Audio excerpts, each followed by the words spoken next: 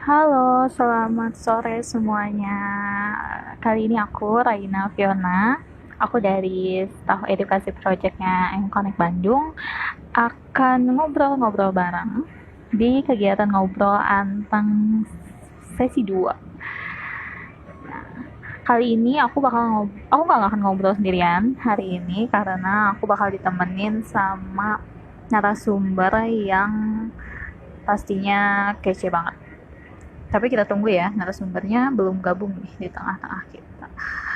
Jadi untuk hari ini, kita ini akan ngadain sharing session bertemakan millennial entrepreneurship. Penasaran dong, apa sih millennial entrepreneurship? Terus ngapain aja? Apa tantangannya? Tips and triknya bagaimana? Nah, oke.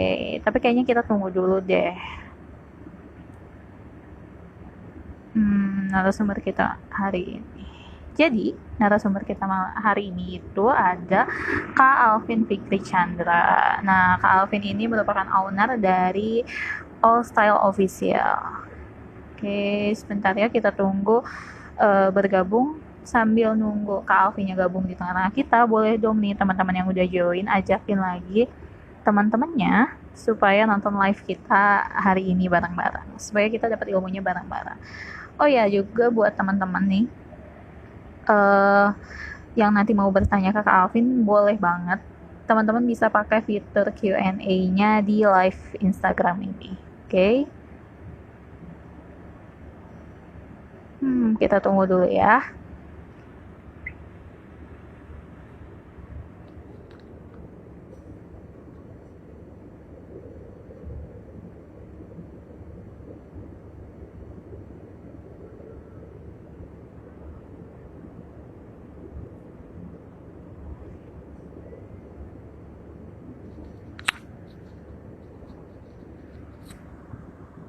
Oh, tadi Kak Alvinnya udah sempat gabung di tengah-tengah kita, cuma keluar lagi. Kita tunggu deh ya.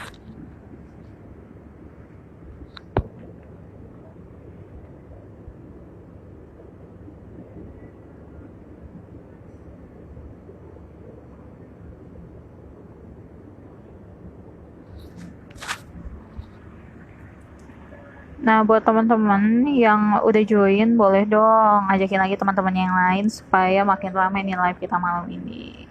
Kok malam? Sore kali ya, salah. Aduh, aku saking groginya karena narasumber kita kali ini bener-bener bikin aku grogi karena bakal ngasih insight yang bagus banget buat kita semua.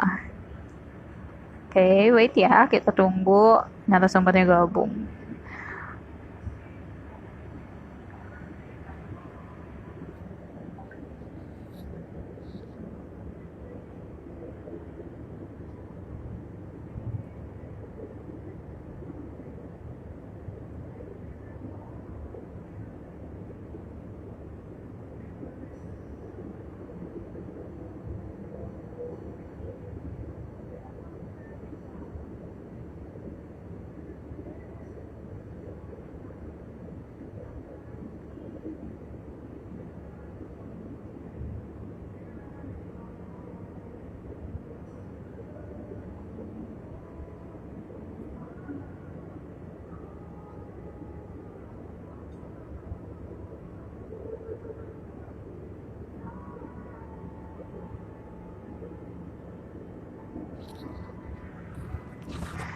Halo yang baru gabung, sebentar ya. Jadi hari ini kita bakal ada sharing session bareng sama narasumber kita, yaitu ada Kak Alvin Fikri Chandra. Jadi Kak Alvin ini merupakan owner dari All Style Official. Nah, penasaran dong, All Style Official ini apa? Terus berarti Kak Alvin ini berkecimpung di dunia entrepreneurship. Beliau juga merupakan salah satu milenial berarti, dan cocok banget sama topik kita hari ini, yaitu millennial entrepreneurship. Penasaran dong topiknya kayak apa? Bentar ya, kita tunggu dulu narasumber kita gabung nih. Belum gabung juga. Boleh dong sambil nunggu yang lainnya join ke live Instagram ini, juga sambil nunggu narasumbernya juga nih, teman-teman yang udah join live hari ini, untuk ngajakin lagi dong teman-temannya yang lain buat ikutan juga live Instagram kita.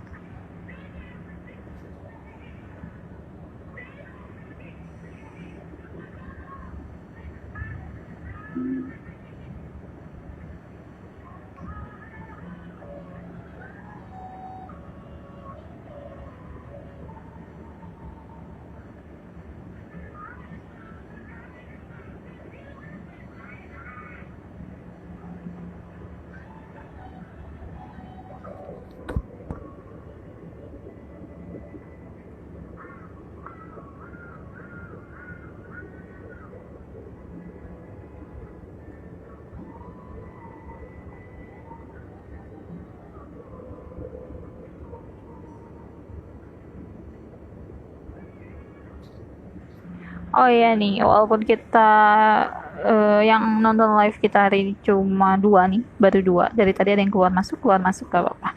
Ada dua, boleh dong. Ini pada dari mana? Ada Ikro Bookstore sama Fitriazan. Asal kotanya dari mana boleh dong komen di komen live-nya nanti biar kita kenalan juga sambil nunggu narasumber kita ya.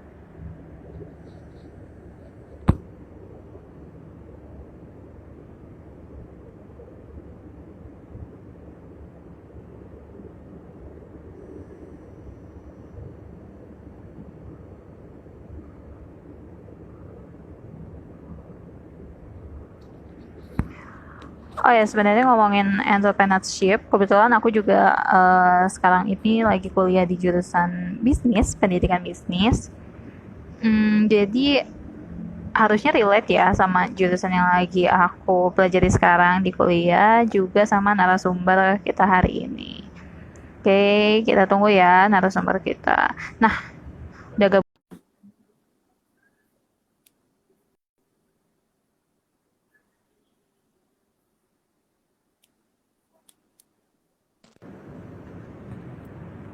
Oke, halo Calvin. Ya, halo. Apa kabar Kak? Alhamdulillah. Baik, oke Calvin boleh dong sapa dulu nih teman-teman yang udah nonton live kita sekarang.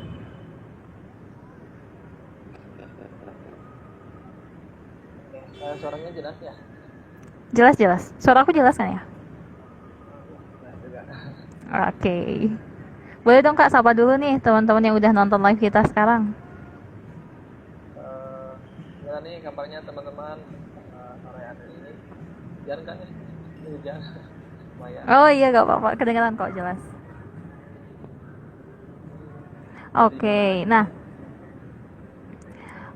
buat Kak Alvin nih mungkin boleh dong kenalin diri dulu Kak Alvin ini siapa sih terus kesibukannya ngapain aja sekarang biar teman-teman juga kenal nih. Eh, Seperti yang teman-teman ketahui ya, sampai saya Alvin Chandra, owner Alfred Official, dan kesibukan sekarang itu kuliah dan juga sebuah ya organisasi itu sebuah umum organisasi salah satu lembaga apa namanya wirausaha juga gitu.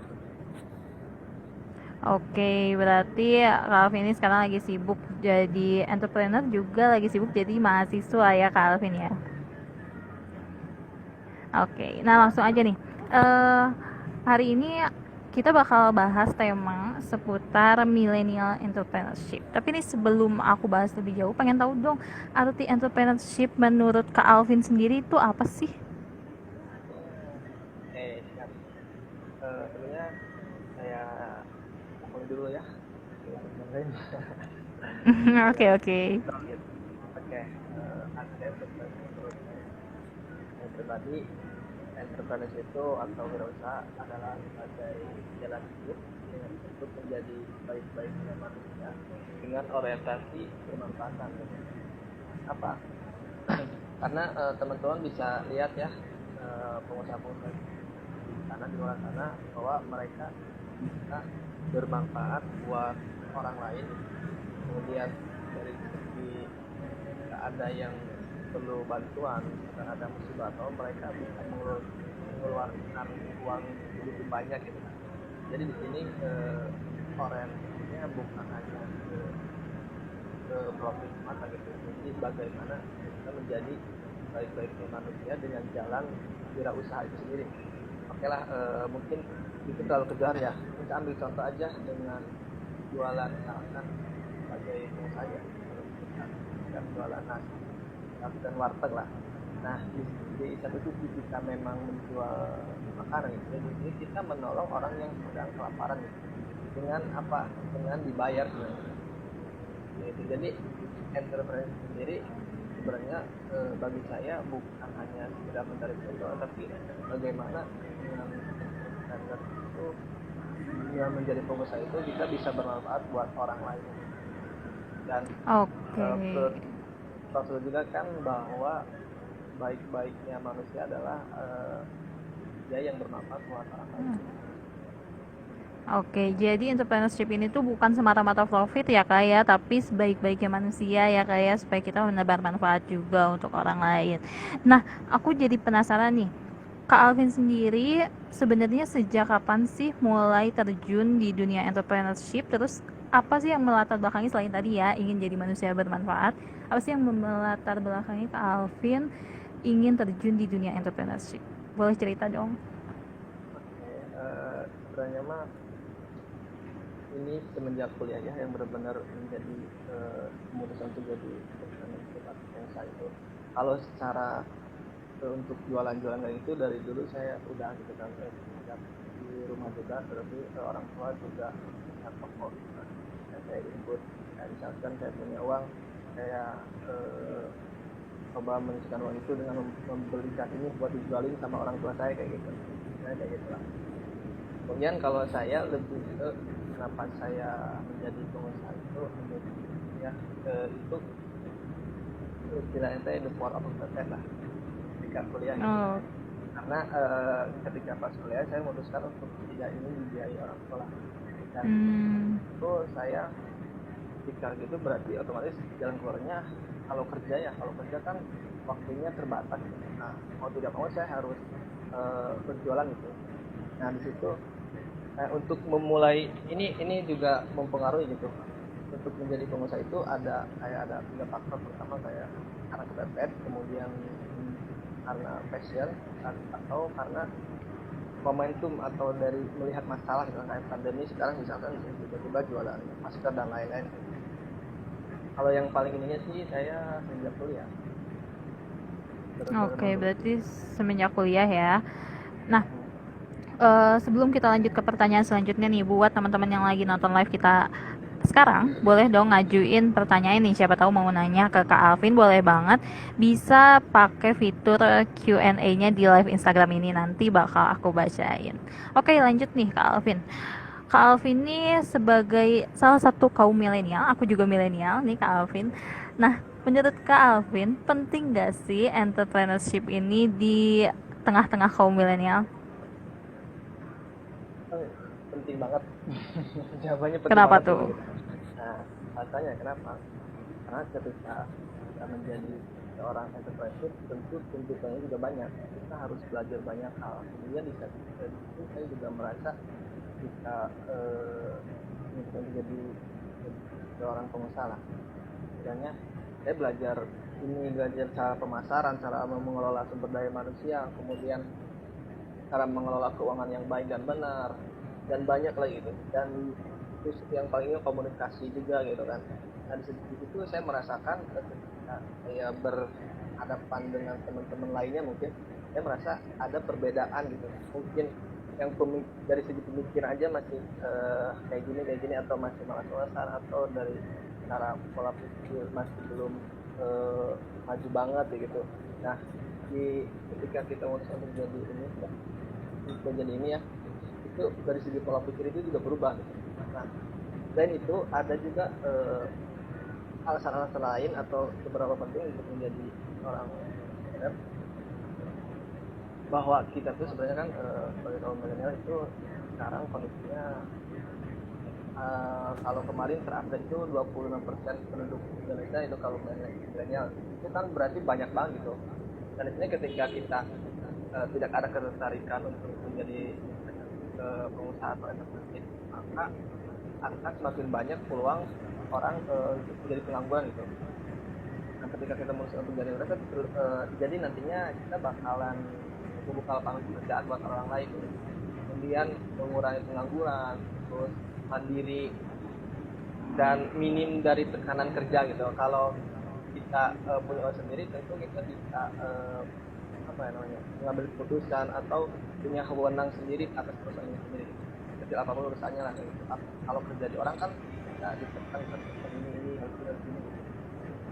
Terus kemudian pendapatan tidak terbatas. Kalau kita kerja itu yang bulan gini, kalau kita jadi sama kita mau berapapun kita tentukan bisa gitu, asalkan dari misalnya kita benar-benar cerdas lah gitu. Kemudian apalagi sekarang di era teknologi ini mungkin sudah menjadi rahasia umum bahwa ke depan gitu peran manusia itu sedikit terdisrupsi oleh penggunaan inilah teknologi gitu. Misalkan robot, atau yang paling mudah tuh yang kira-kira kayak security itu bisa digantikan dengan TV gitu kan, walaupun masih ada tapi menjadi berkurang kayak gitu. Itu mungkin. Oke, berarti balik lagi nih ke tadi, arti entrepreneurship itu bukan cuma profit, tapi juga kebermanfaatan untuk orang lain. Tapi nih setelah dengar katanya pentingnya entrepreneurship itu apa, rupanya juga bermanfaat untuk diri kita sendiri ya Kak ya, karena banyak juga jadi ilmu ya untuk kita sendiri, banyak skill-skill yang dipelajari ketika kita terjun ke dunia entrepreneurship ini. Nah, tapi nih Kak Alvin, di tengah semua tadi keuntungan dan kepentingan kita terjun di dunia entrepreneurship, pasti ada dong keberhasilan dan kegagalan Kak Alvin nih selama terjun di dunia entrepreneurship. Boleh cerita dong apa keberhasilannya, juga kegagalannya apa aja? Menurut saya ini berasal di sini berarti sama aja definisi lah gitu ya. Nah, definisi berhasil dan menurut saya itu ketika saya ketika saya merasa enjoy menjalankan apa yang saya jalankan gitu ya, dengan saya enjoy di sana gitu. Kalau sebenarnya mah ketika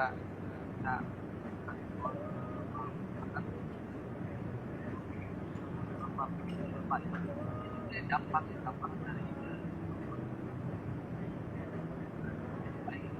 adalah kita tidak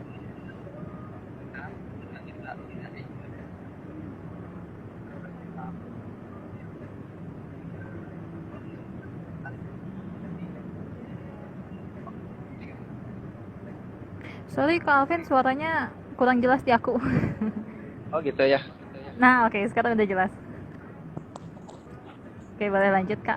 Nah, ketika kita mengejar goal tanpa tahu waktu gitu kan, nah di situ walaupun masih misalnya goalnya tercapai, tapi diri kitanya jadi kesehatan menurun dan lainnya gitu. Terus kemudian secara tekanan kayak misalkan lumayan juga gitu. Makanya itu makna berhasil itu enjoy menjalankannya. Kalau secara ini goalnya tercapai atau tidak itu urusan lain lagi gitu, karena di hal hasil kan bukan urusan kita. Dan goal di sini sebenarnya mah bukan tujuan utama, itu dampak, karena pada akhirnya gitu kita kan mencari ketenangan dalam menjalankan aktivitas gitu. Yang dari segi ini juga ya, dari segi menentuin goal dan segala macamnya itu bukan atas pengaruh luar gitu. Kenapa? Karena banyak dari kita melihat ini misalkan Sandiaga Uno gitu kan, kita pengen jadi kayak dia, padahal kita gak akan bisa kayak dia, walaupun secara materi nanti misalkan misalkan punya mobil, sama-sama punya mobil ini, tapi secara yang dirasa itu berbeda. Belum tentu ketika kita pun menjadi seperti dia, belum tentu kita bakal merasa sukses kayak gitu. Terus kemudian makna tidak berhasil yang saya ini mah ketika kita putar balik atau menyerah. Maksudnya apa? Nah, contoh gini lah, ketika kita masuk sebuah rumah ya, dan di rumah itu isinya emas batangan bertonton gitu kan. Nah, ketika kita baru masuk gerbang, kemudian masuk halaman, dan baru masuk halaman kita melihat kondisi rumahnya, oh kayak gini gitu, kayak gak meyakinkan gitu. kumuh dan lain sebagainya, udah kita balik lagi aja gitu kan, kita keluar lagi, keluar gerbang gitu. Nah di situ menurut saya itu makna kegagalan gitu. Kenapa? Karena tidak tahu gitu di dalamnya itu emang sebenarnya mah ada emas gitu. Dan kalaupun zong isinya, tentu kita dapat banyak belajar dari perjalanan kita memasuki rumah itu, rumahnya gede misalkan gitu. Atau kalau dari segi usaha, misalkan kita buka usaha ini, tentu kita akan tahu, walaupun gagal, tahu pasar itu kayak gimana, terus cara mengelola uang tuh harusnya gimana gimana gitu kan. Gitu. Oke, berarti itu ya tadi keberhasilan dan juga kegagalan entrepreneurship menurut Kak Alvin. Nah, Kak Alvin ini merupakan ketua UKM, Lembaga Inkubasi Kewirausahaan Mahasiswa di UIN Sunan Gunung Jati, Bandung. Nah, sebagai ketua UKM nih, Lembaga Inkubasi Kewirausahaan, pasti tahu dong sekarang nih update-nya lagi seperti apa gitu di dunia entrepreneurship. Boleh dong Kak Alvin berbagi nih ke kita ide kreatif yang sesuai dengan milenial untuk jadi entrepreneur. Untuk mengawali jadi entrepreneur tuh apa sih sekarang? Ide kreatif ya.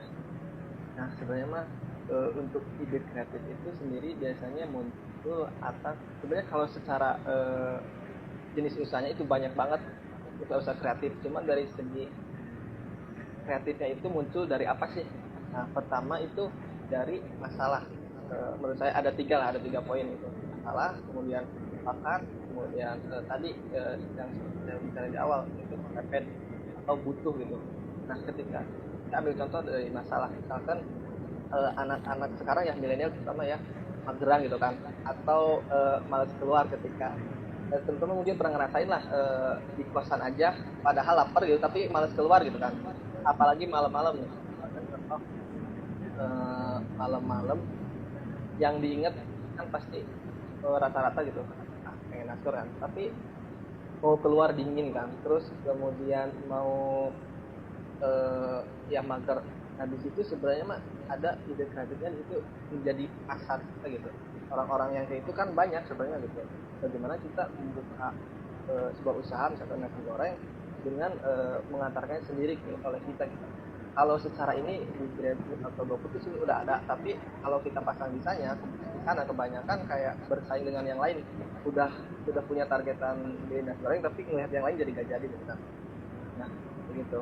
Kemudian dari segi bakat atau passion, misalkan teman-teman yang hedon misalkan ya, ke barang-barang branded. Nah, bagaimana dengan kehedonan itu bisa dijadikan ladang usaha gitu. Apa sih? Nah, kita jualin barang-barang branded gitu, karena dengan passion, dengan hobi kayak gitu, maka lebih enjoy juga menjalankannya. Nah, kemudian karena butuh.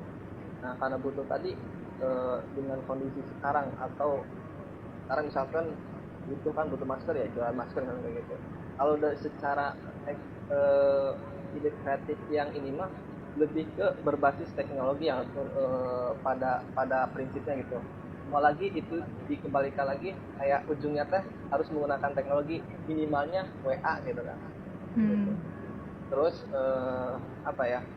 Kayak misalkan teman-teman yang sering main medsosnya itu 24 jam sehari gitu kan, bisa juga gitu kan, membuat kayak agensi manajemen media sosial gitu lah, manajemen tools gitu.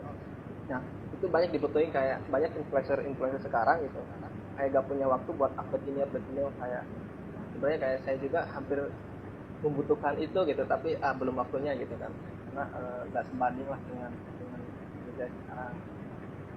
Banyak banget intinya mah di segi teknologi.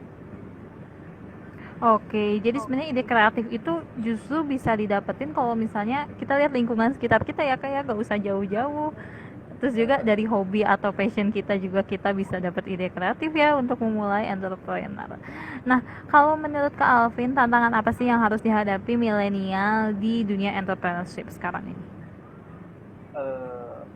Ini yang paling ini mah istilahnya teh apa ya, buka itu bukan buka baju ya, singkatan itu teh, Apa tuh Kak? singkatan dari kepala teliti terus uncertainty, terus complexity, dan ambiguity. Nah, apa sih volatility? Volatility itu mudah mudah mudah hilang, atau mudah berubah, mudah menguap gitu. Kayak misalkan kita sekarang jualan ini lagi ngetren nih, kita jualan, tiba-tiba sebulan 2 bulan kemudian beda lagi trennya gitu kan. Nah, maka jadi gak laku gitu kan. Nah, itu kemudian ada uncertainty gitu, ketidakpastian. Tidak pasti di sini kayak dari segi kebijakan, misalkan sekarang online, kemudian besok offline gitu, atau dan lain-lain gitu, dari segi peraturan, dari segi iklim dan segala macam gitu, banyak ketidakpastian. Terus kemudian kompleks gitu, rumit. Sekarang itu kayak tips-tips untuk berjualan itu banyak banget, menurut ini, dan kita jadi bingung gitu. Informasi itu yang beredar luas itu sangat kompleks sekali, dan itu membuat kita jadi seakan-akan ya rumit lah gitu untuk ini. Misalkan faktor-faktor yang mempengaruhi lakunya barang ini, misalkan ini, nah besok lagi beda lagi gitu. Terus kemudian ambiguity atau tidak jelas di sini banyak sekarang sumber-sumber informasi yang tidak jelas, kayak mungkin lebih dikenal dengan istilah hoax seperti itu kan.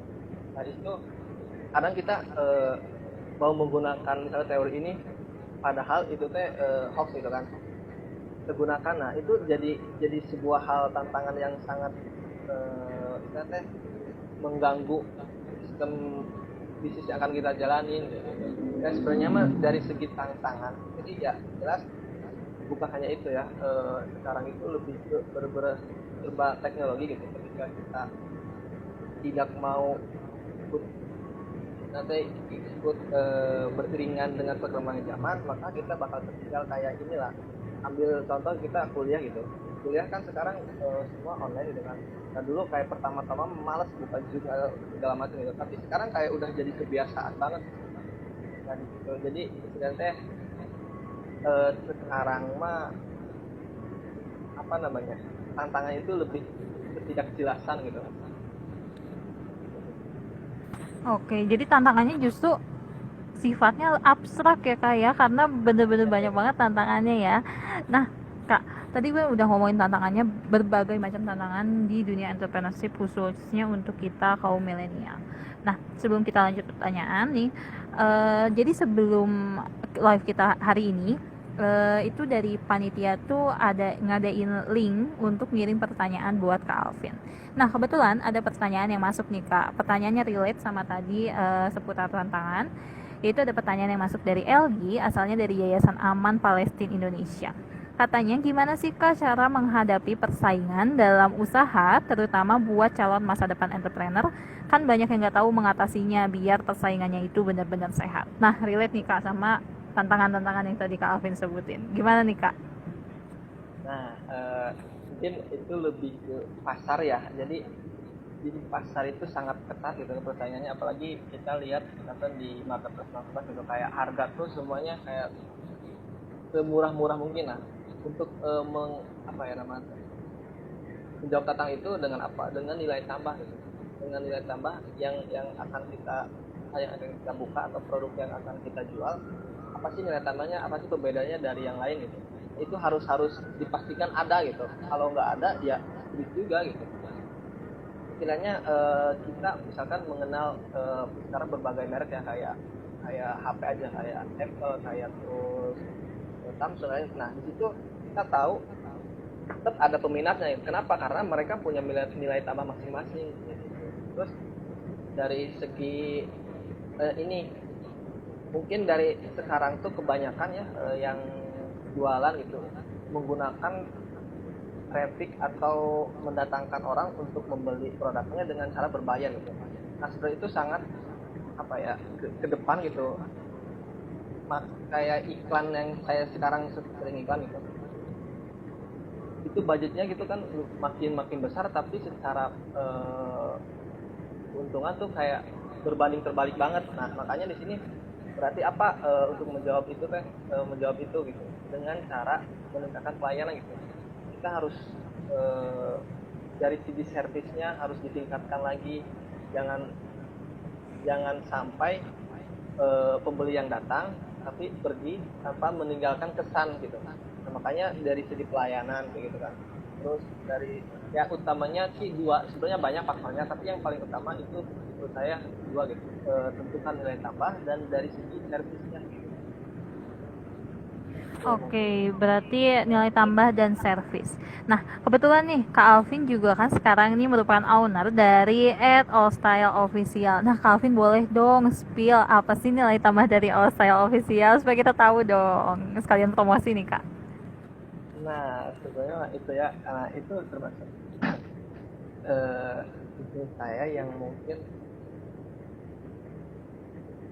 mungkin sebenarnya dari segi passion ya, karena saya bentar maaf ada. Oh, oke, silakan, Kak.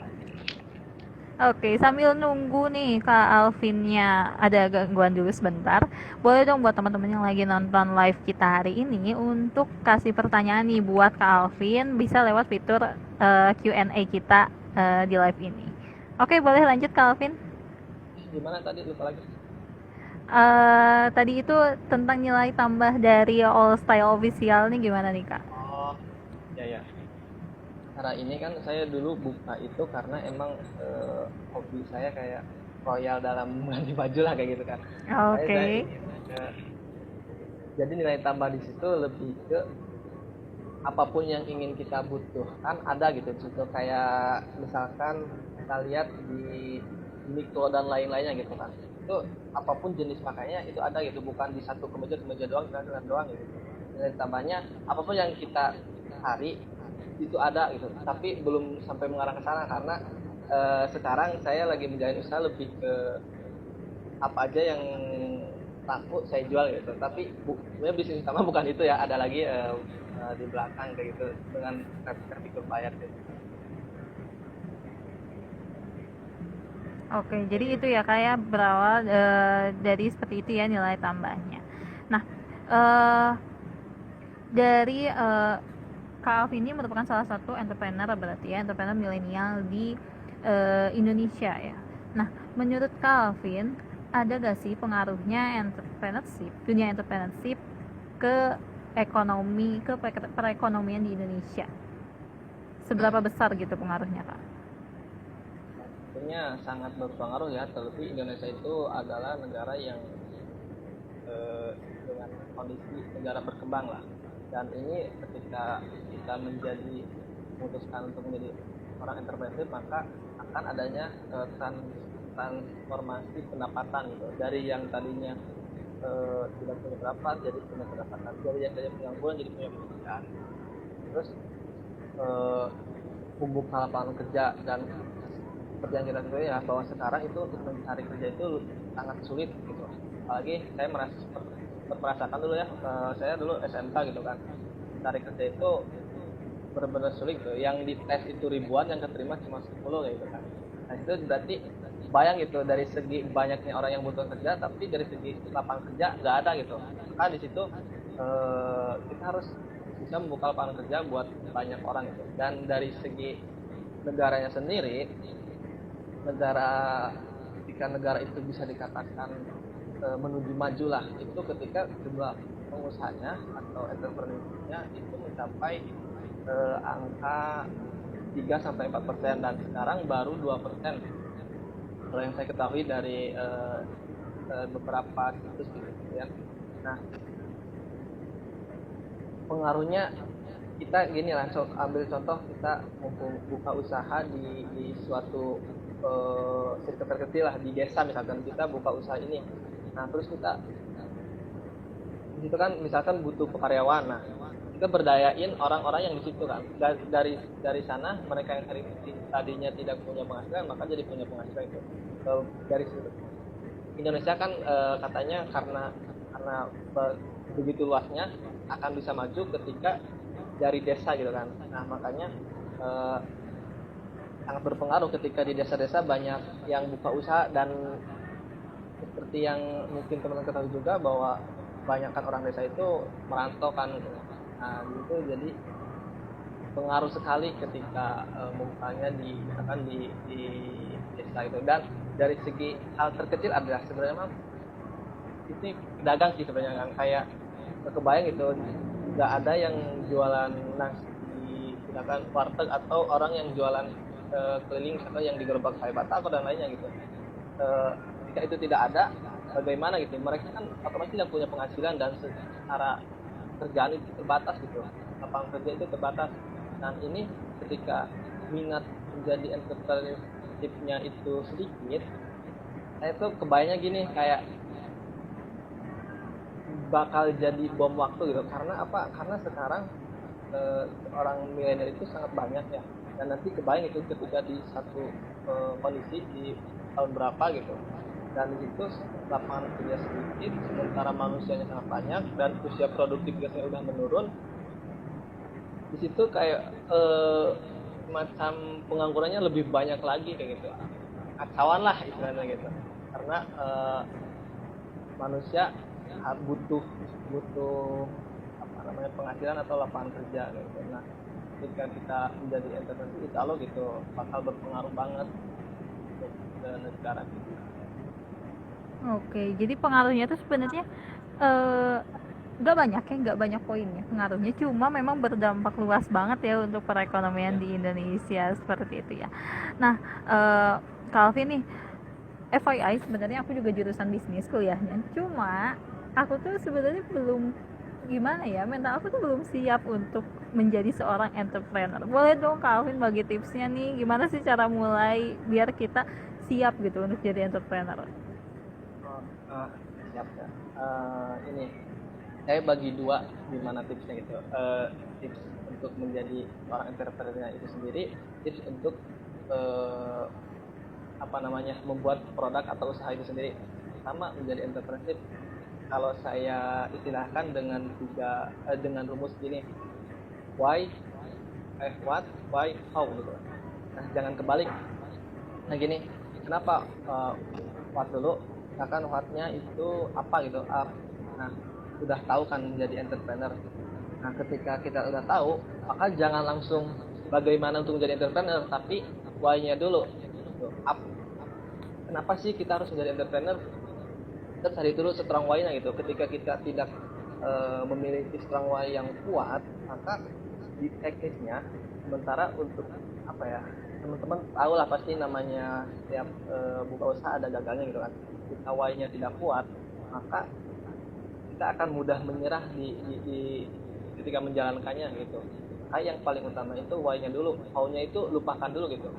Ketika kita, apa sih misalkan kenapa sih saya ingin menjadi seorang entrepreneurship, atau misalkan pengen membanggain orang tua, pengen membantu orang, pengen membuka lapangan kerja gitu kan, pengen berdampak bagi negara gitu. Terus pengen lebih ditingkatkan lagi sodakohnya, pengen lebih gede, kemudian infak zakatnya pengen gede lagi gitu kan secara nilainya. Kemudian dari segi produk misalkan, nah produknya juga harus tetap, misalkan produknya apa gitu, misalkan minuman atau apalah. Nah ketika kita udah memutuskan itu, maka jangan langsung bagaimana membuatnya atau bagaimana teknisnya, tapi why-nya dulu gitu. Kenapa sih kita harus membuat produk itu? Nah misalkan alasannya produk itu bermanfaat bagi orang ini, misalkan bagi orang banyak, kemudian produknya bisa menyelesaikan masalah ini itu dan segala macamnya. Terus kemudian memenuhi kriteria bagi orang berdampak, bagi orang-orang dan bagi masyarakat itu kayak gimana sih. Terus bagi lingkungan atau bagi buminya itu sendiri kayak gimana gitu, bakal berdampak positif atau buruk gitu. Kemudian bagi dari segi ekonominya berkepanjangan gak sih nantinya, misalkan sekarang kita jualan ini tapi setahun 2 tahun misalnya gak bisa jualan lagi gitu. Nah kita harus bisa memprediksi ini bakalan tahun 2 tahun atau 10 tahun ke depan bakal berbeda kayak gitu. Nah yang paling utamanya untuk memulai sesuatu itu yang istilahnya why-nya dulu harus dikuatin gitu. Dan jangan lupa yang paling utamanya lillahi ta'ala dulu, itu yang paling poin utama banget. Kenapa? Ketika kita orientasinya uang dan uang, maka kita ketika menemukan sebuah kesulitan dalam menjual suatu produk atau nggak ada untungnya, jadi kita bakalan cemas gitu. kayak gitu. Tapi ketika kita lillahi ta'ala mencari ridho Allah gitu kan, masih Allah gitu, kayak menjadi inilah, kayak misalkan saya sering lah rugi mah udah menjadi bukan rutinitas tapi ya sering gitu kan. Tapi ketika kondisi itu saya cuma ingat ya udahlah, saya kan untuk mencari ridho Allah lah, Allah gitu kan. Kayak gitu. Oke, berarti pokoknya dari semua tips yang penting adalah lillahi ta'ala ya. Kita kembalikan lagi semuanya ke Allah ya kayak, karena jangan selalu berorientasi kepada uang dan uang seperti itu ya Kak Alvin. Nah, aku pengen tahu dong Kak Alvin, rencana kedepannya gimana nih Kak di dunia entrepreneurship? Mohon maaf kurang jelas. Oke, aku mau nanya gimana rencana kedepannya Kak Alvin di dunia entrepreneurship? Jelas ya, benar. Masih kurang jelas ya? Coba ngomong, coba ulangi. Oke, jadi aku mau nanya gimana nih rencana kedepannya Kak Alvin di dunia entrepreneurship? Kalau suara saya jelas nggak? Jelas Kak, suara aku kenapa putus-putus? Atau gimana? Ya, Oke, bentar. Apa, Halo, kalau sekarang udah jelas belum? Udah. Udah, oke. Aku ulang lagi ya. Jadi sekarang aku mau nanya nih, gimana rencana kedepannya Kak Alvin di dunia entrepreneurship? Nah, untuk sekarang karena dari segi ini ya, saya kebetulan gitu, yang menjadi pemasukan utama saya menggunakan ikan yang traffic berbayar gitu.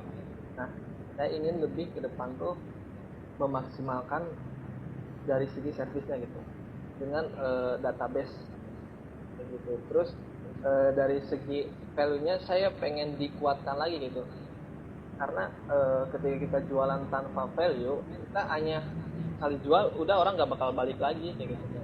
Jadi usahanya itu nggak bakalan bertahan lama kayak gitu. Terus dari segi servis, ketika kita udah jual biarin aja, nggak disapa atau kemudian nggak ada hari-hari besar nggak disapa, misalkan dari hari Idul Fitri atau Gadi ini gitu kan. Pasti kan kebanyakan sekarang online. Nah, online itu bisa biasanya kalau yang terbaik itu masuknya ke WA, dan itu bisa kita broadcast segala macam dengan sapaan dengan favorit yang bagus kan. Kalau dari segi rencana itu benar-benar lebih inilah menguatkan value lagi gitu. Dan dari ini saya ingin lebih tertarik ke ini juga, lebih ke pendidikan di sini. Apa? Karena melihat sekarang gitu, kondisi sekarang banyak orang yang kesulitan menemukan jati dirinya, terus banyak orang yang secara apa ya namanya, secara psikologis mungkin banyak kasarnya mah depresi atau cinta gitu. Oke, jadi seperti itu ya Kak ya untuk rencana kedepannya Kak Alvin. Nah Kak Alvin, kita sudah mulai masuk ke akhir sesi nih. Jadi dari tadi aku udah nanya banyak banget ya ke Kak Alvin.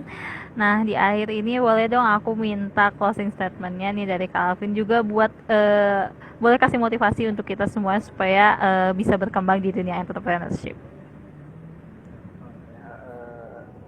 Sedikit ya, lebih ini, untuk menjadi seorang entrepreneur itu ada, menurut saya harus punya 3 poin dasar. Pertama, harus berani. Kenapa berani? Kadang ketika kita tahu teori banyak hal gitu, tapi tidak berani menjalankannya atau action, maka hanya sebatas ide atau sebatas pemahaman yang kita dapatkan, tapi nggak terimplementasikan gitu. Kemudian konsisten di sini. Kadang ketika kita punya ide kreatif, ide yang kreatif, tapi baru 1 bulan 2 bulan tapi masih ini aja gitu, masih biasa-biasa aja, belum menghasilkan. Nah, jangan langsung mengendur gitu, jangan langsung menyerah gitu, tapi harus konsisten. Kemudian yang paling utama lagi, pantang menyerah. Kenapa pantang menyerah harus ada? Karena dengan kondisi perubahan zaman sekarang atau perkembangan zaman sekarang itu penuh dengan ketidakpastian lah gitu kan.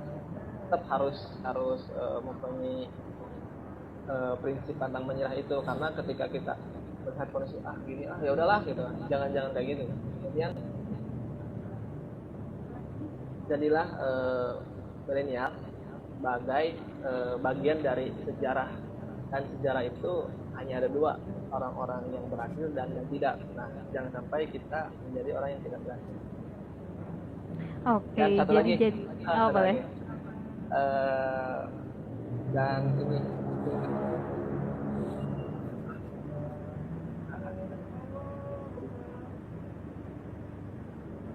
Oke, Kak, aku sangat menotis kata-kata tadi, jadilah milenial yang jadi bagian dari sejarah gitu ya, kayak. Oke, ya, eh, mungkin untuk ngobrol kita hari ini sekian dulu nih Kak. Thank you banget udah mau sharing sama kita, sama I'm Connect Bandung. Eh, Semoga sukses ya Kak Alvin untuk kedepannya, juga untuk tadi rencana kedepannya seputar di dunia entrepreneurship. Juga buat teman-teman yang udah nonton live Instagram kita hari ini, thank you banget.